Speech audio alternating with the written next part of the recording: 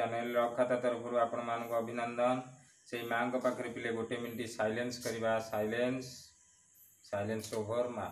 देख पिले आमे से बल और गति नियम मु पढ़ी तुमको 3टी प्रश्न डाकी जड़ता क्या कहती स्थिरतार जड़ता कौन गतिर जड़ता कौन तेणु 3टी क्वेश्चन उपर मु आलोकपात करी। तापर आमे आज से फोर्स एंड गति नियम आमे मूल क्वेश्चन को आसवा नंबर 4 पिले लेख बल आमर साधारणतः आम शुण बल गोटे एमती आमे आम जीवन रे किपरि बलर प्रयोग होती आम चलवाई भूमि उपर बलर आवश्यकता अच्छी क्रिकेट बॉल टी को धरिकी फोपाड़ापी बलर आवश्यकता अच्छी भली बॉल टी को हाथ में ऊपर को फोपाड़ापी बलर आवश्यकता अच्छी तेणु विभिन्न प्रकार बल रही गोटे ठेला बल गोटे टणा बल तुमको कहबी गोटे पदार्थ को जिते आम ठेलिया से ठेला बल कहवा गोटे पदार्थ को जिते टाणीमा आम से टणा बल कहवा तेणु विभिन्न प्रकार पिले बल अच्छी तेणु बल एक बाह्य कारक जहाँकि स्थिर अवस्था परिवर्तन आनी था और वस्तुर सरल रैखिक समगति परिवर्तन आनी था। तेणु आम विभिन्न प्रकार बल विषय पढ़िले तेणु आमको वर्तमान आलोकपात करिया पड़ो जे ठेला बल टणा बल तुम जान आ गोटे बल कहबी संस्पर्श बल असंस्पर्श बल। तेणु पिले लेख नंबर 4 संस्पर्श बल क्या कहती संस्पर्श बल क्या कहती बल क्या पिले कहती ताले संस्पर्श बल क्या कहती पिले कहल तुम जो कह ठेला बल हो टणा बल हो तेणु गोटे बल को गोटे वस्तु उपर तुम हाथ देकी ठेलुच ठेलिला माने सेटा तुम से वस्तु को स्पर्श कल तेणु सी गोटे प्रकार संस्पर्श बल गोटे पदार्थ को टाणुच टेबुल टाक टाणुच टाणिले माने टेबुल टाक कौन कल स्पर्श कल तेणु से क्षेत्र में टणा बल एक संस्पर्श बल ताले बुझिपार लेख संस्पर्श बल क्या कहती आमे लेख आमे उत्तर लेख पिले बहुत कम समय तेणु आमे जो ठेला और टणा बल प्रयोग करिथाउ से गुड़ी को संस्पर्श बल कहती ताले पिले लिखिल आमे जो ठेला बा टणा बल प्रयोग करिथाउ से गुड़ी को संस्पर्श बल कहती पिले लिखिल। तापर लेख नंबर 5 अंस्पर्श बल क्या कहती लेख असंस्पर्श बल असंस्पर्श बल क्या कहती लेख पिले बल क्या कहती ताले 5 नंबर क्वेश्चन लिखिल ताले तार उत्तर टी लेख पिले बिना संस्पर्श रे लेख बिना संस्पर्श रे अर्थात शून्य रे जेउ बल क्रियाशील होता है जेउ बल पिले कौन होता है क्रियाशील होता है आमे ताकू असंस्पर्श बल कही थाउ आमे ताकू को बल कही थाउ असंस्पर्श बल कही थाउ। तार दुईटी उदाहरण है चुंबकीय बल आ गोटे है माध्याकर्षण बल कारण माध्याकर्षण बल गोटे असंस्पर्श बल अदृश्य बल से प्रत्येक वस्तु को तार निजर केन्द्र आड़ को टाणे से आम घर द्वार एवं जो 3 भाग समुद्र अच्छी से पृथ्वी गोटे आबद्ध होइकी निज चारिपटे बुलवा सहित महाकाश रे महाशून्य रे सूर्य चारिपटे बुलुची तेणु से पृथ्वी गोटे माध्याकर्षण बल थिबारु तेणु पिले तेणु गोटे कथा मुझे तुमको कहली असंस्पर्श बलर दुईटी उदाहरण है गोटे चुंबकीय बल आ गोटे है माध्याकर्षण बल। संस्पर्श बलर दुईटी उदाहरण है गोटे ठेला बल आ गोटे टणा बल। तापर आमे पढ़िबा बलर प्रभाव बा इफेक्ट्स ऑफ फोर्स तेणु स्थिर वस्तु को गतिशील कराए गतिशील वस्तु को मध्य स्थिर अवस्था को आने तापर पिले लेख आमे आउ बही अनुसार जीवा नंबर 6 पिले लेख संतुलित बल क्या कहती बैलेंस्ड फोर्स संतुलित बल लेख पिले मु लेखुनी तुम लेख संतुलित बल बा बैलेंस्ड फोर्स क्या कहती लिखिल जो बल गुड़िक प्रभाव रे वस्तुर स्थितावस्था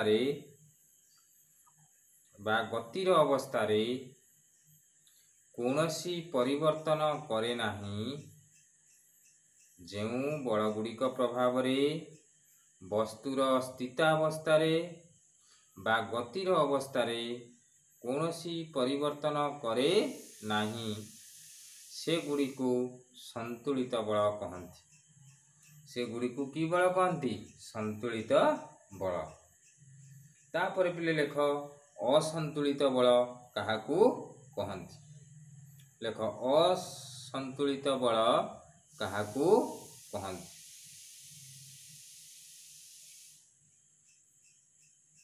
लिखिल पिले ताले संतुलित बल तुम लिखिल कौन लिखिल आउ थे कहूँ जो बल गुड़िक प्रभाव रे वस्तुर स्थितावस्था रे बा गतिर अवस्था रे कौनसी परिवर्तन करे नाही ताकू आमे संतुलित बल कही था तापर पिले लेख असंतुलित बल कहले कौन बुझ ताले पिले असंतुलित बल क्या कहते लेख जेते बेले नंबर 6 लेख जेते बेले गोटिए वस्तु उपरे जेते बेले गोटिए वस्तु उपरे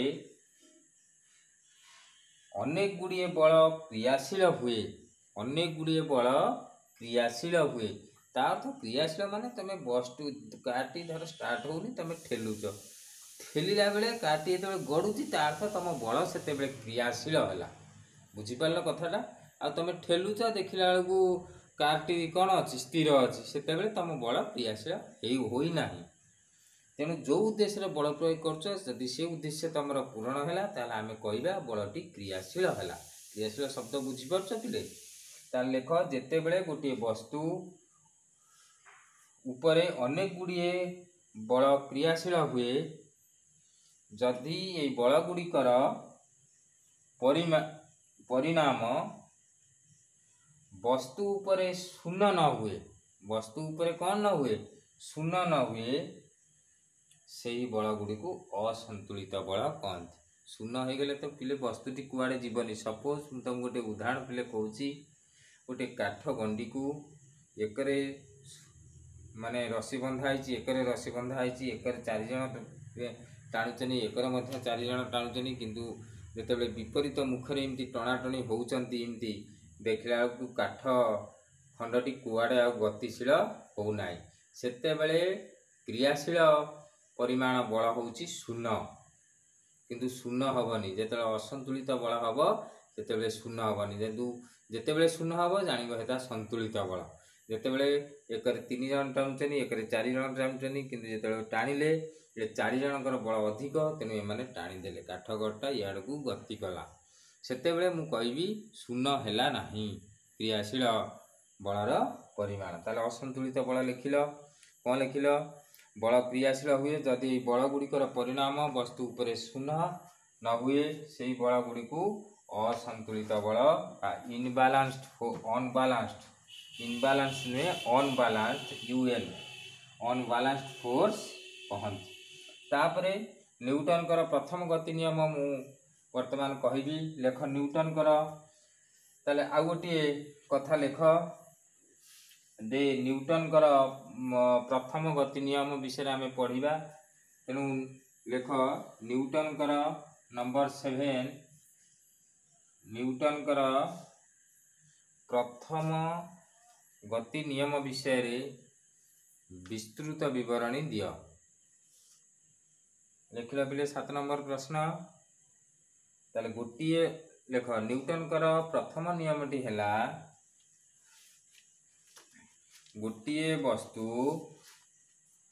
स्थिर अवस्था रे बा सरल रैखिक समगति अवस्था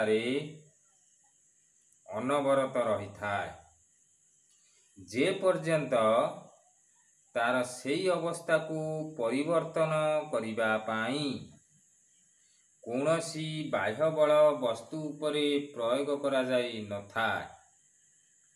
बुझिपाल सपोज गोटे बस टी गड़ुची माने पूर्णच्छेद सेठी दब करी न थाए ए जो करा जाई न थाए प्रयोग करा जाई न थाए पूर्णच्छेद।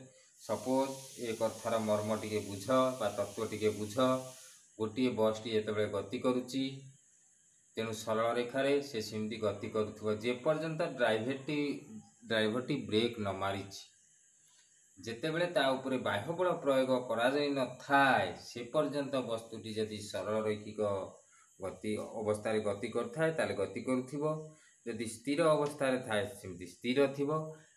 सेमती तुम गोटे उदाहरण दउची जेतेबेले स्थिर अवस्था अछि वस्तुटी ड्राइवर आसला चाबी मोड़ला इंजिन साहाय्य ता उपरे बाह्य बल प्रयोग कला तापर वस्तुटी गतिर जड़ता अवलंबन कला ताले से क्षेत्र में सेई कथा न्यूटन कहिसेंती जे पर्यंत बाह्य बल प्रयोग करा जाई न थाए से पर्यंत वस्तुटी यदि स्थिर अवस्था थाए स्थिर रहे यदि गति करुथाए सेमती गति अवस्था रे थाए। न्यूटन उद्देश्य हूँ प्रथम गति नियम अवस्था रे ये बुझिया पाई पूर्णच्छेद अर्थात बाह्य बल प्रयोग न हेबा पर्यंत विश्वर प्रत्येक स्थिर वस्तु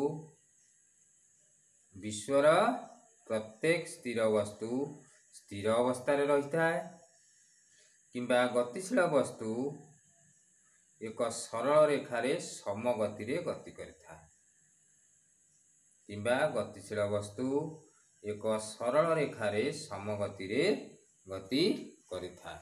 देखिल पिले तापरे तुमको काली डाकिची जड़ता विषय रे प्रत्येक वस्तु निज निज अवस्था रे रहिबा को चेष्टा करंती वस्तुर एही प्रकृति को आमे जड़ता कहू। जड़ता दुई प्रकार गोटे स्थिरतार जड़ता गोटे गतिर जड़ता जड़तार इंग्लिश है इनर्सिया तेणु स्थिर थिबा वस्तु सदा सर्वदा स्थिर रहिबा को चाहे ताकू आमे कहू स्थिरतार जड़ता गति करुथिबा वस्तु सदा सर्वदा गति करिबा को चाहे आमे ताकू कहू गतिर जड़ता। तेणु एहीपरि भावे तमे सबू जड़ता उपरे बुझिबो। तेणु मु भी मध्य डाकिथिली स्थिरतार जड़ता काहू कहती ना स्थिर थिबा वस्तु सदा सर्वदा स्थिर रहिबा को चाहे वस्तुर एही प्रवृत्ति को स्थिरतार जड़ता कहती सेमती गति करुथिबा वस्तु कौन करे सबले गति करिबा को चाहे वस्तुर एही प्रवृत्ति को गतिर जड़ता कहती। तेणु ए विषय मु पढ़ेछि तापर नंबर क्वेश्चन नंबर 8 के आसे पिले नंबर 8 यदि नंबर किसी भूल हो जाए ताल तुम ठीक कर। नंबर 8 है देख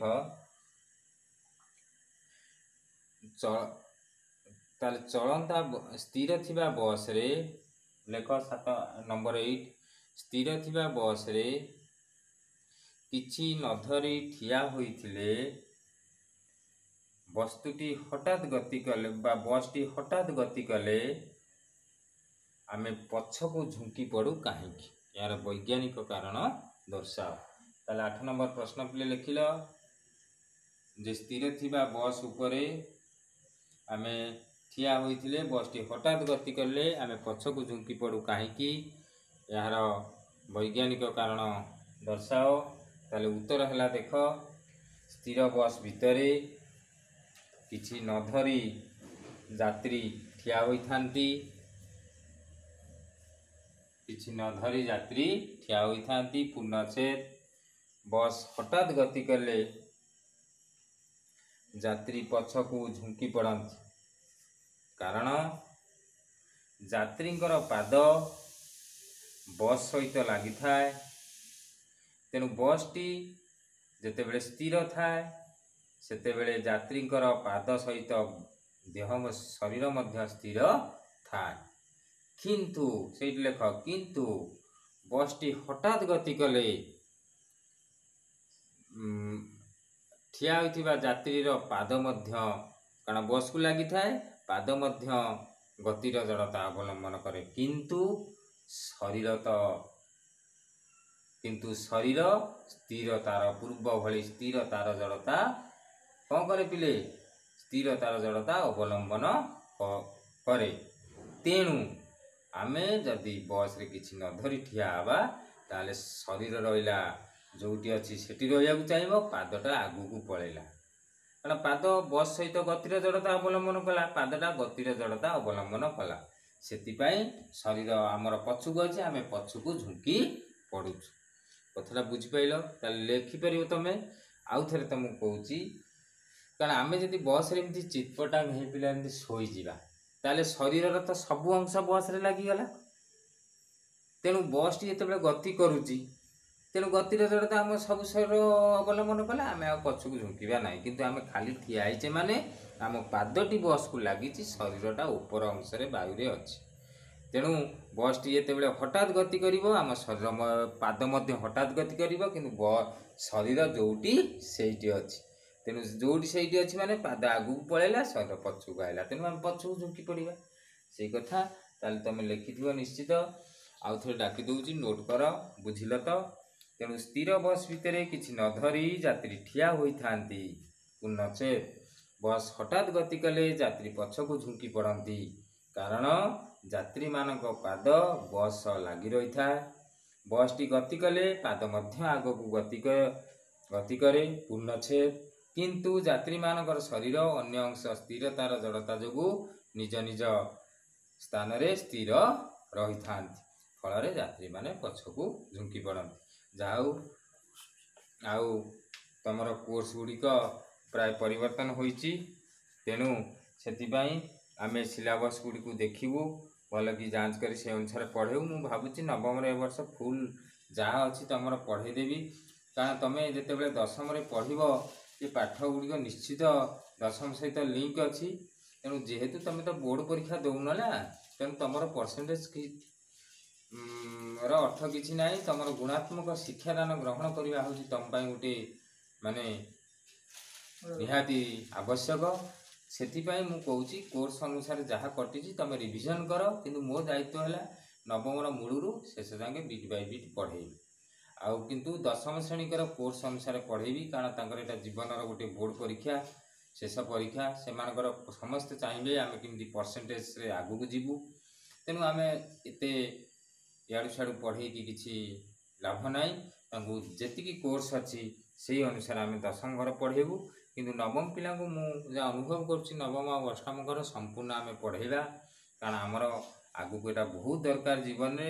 ଏ ବର୍ଷ ସିନା ଆମେ କରୋନା ପାଇଁ ଟିକେ ରହିଯାଇଛେ, କିନ୍ତୁ ଆଗକୁ ଆମର ବିଟ୍ ବାଇ ବିଟ୍ କୋର୍ସର ଆବଶ୍ୟକତା ଅଛି। ତେଣୁ ମୁଁ ଆଉ ଅନିରୁଦ୍ଧ ବାବୁ ମୋତେ ଅନୁରୋଧ କରିଥିଲେ ଯେ କୋର୍ସ ଗୁଡ଼ିକ ଦେଖ, ତାପରେ ପଢ଼ାଅ।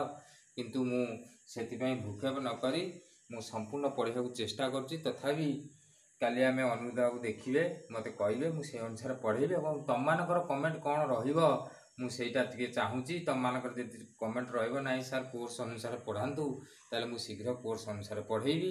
ଯାହା ହଉ, ତମମାନେ ସମସ୍ତେ ଭଲରେ ଥିବ, ପିତାମାତାଙ୍କର ଆଶୀର୍ବାଦ ଲାଭ କରିବ। ଆଉ ମାଆଙ୍କ ପାଖରେ ମୁଁ ପ୍ରାର୍ଥନା କରୁଛି ତମମାନେ ଭଲରେ ଥିବ, ନିଶ୍ଚିତ ଲକ୍ଷ୍ୟସ୍ଥଳରେ ପହଞ୍ଚି ପାରିବ। ତମେ ଯେତେ ଦୂରରେ ଥିଲେ ବି ମୋତେ ଲାଗୁଛି ତମମାନେ ମୋ ପାଖରେ ଅଛ, କାରଣ ତମମାନଙ୍କର କମେଣ୍ଟ, ତମମାନଙ୍କର ଭଲ ପାଇବା ମୋ ପ୍ରତି ବହୁତ ଅଛି। ମା ତମକୁ ଭଲରେ ରଖିଥାନ୍ତୁ। ସେଥିପାଇଁ ମାଆଙ୍କ ପାଖରେ ଟିକେ ସାଇଲେନ୍ସ କରୁଛି ପିଲେ, ସାଇଲେନ୍ସ ଓ ଘର ମା।